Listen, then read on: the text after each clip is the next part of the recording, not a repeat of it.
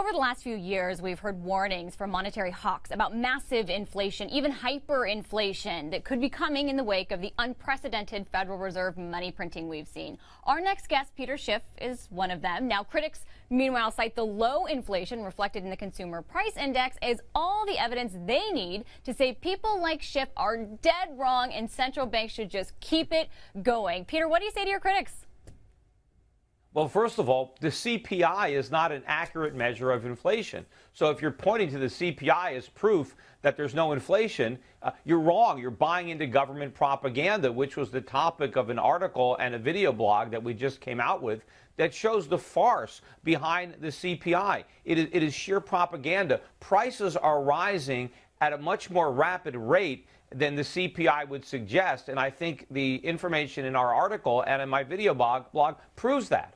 Well, I think it's interesting because Paul Krugman, you note he wrote a post that took aim directly at you. Are you doubling down?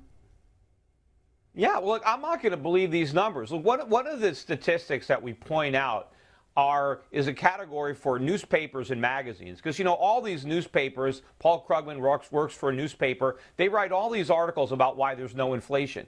Maybe they haven't bothered to check the prices that they're charging for these papers. Now, the government claims, I looked at the CPI, and newspapers and magazines are one component of the CPI. And over about a 12-year period, the government claims that newspaper and magazine prices are up 35%.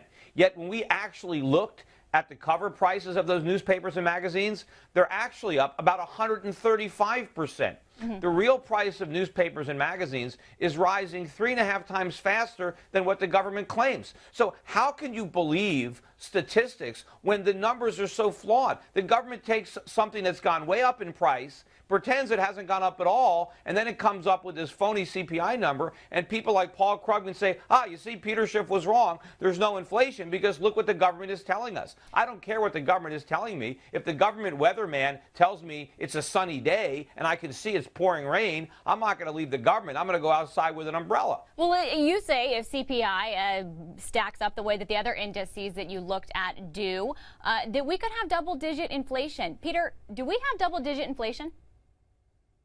We might already have it. I mean, if it's not double digits, right? If it's not 10 or 11, it's certainly 7, 8, or 9. I mean, it's in that area, and it's going to get a lot higher. If we keep printing money because we're sure there's no inflation, because we're looking at the government's broken barometer of a CPI, we're going to have a huge inflation problem. And one of the reasons that prices aren't rising even faster is because we're able to export a lot of the money we print.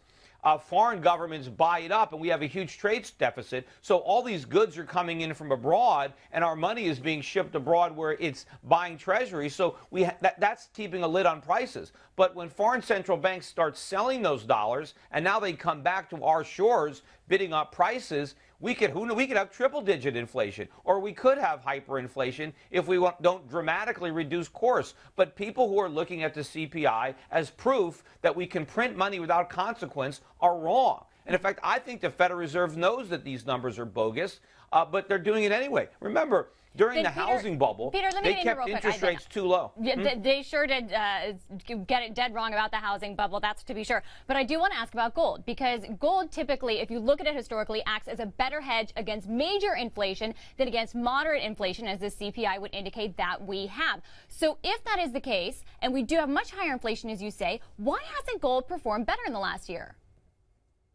Well, it has gone up. I think it's gone up every year for the past 12. But the last year hasn't been great for gold, Peter. Come on, let's be honest. The price is pretty much where it was a year ago. How much was it up? Not what was much. It up? 7, 8%? I mean, it's certainly up more than the bogus CPI. But if you look at where gold was 10 years ago and look at where it is now, it's certainly gone up a lot. And I think it is going to continue to go up.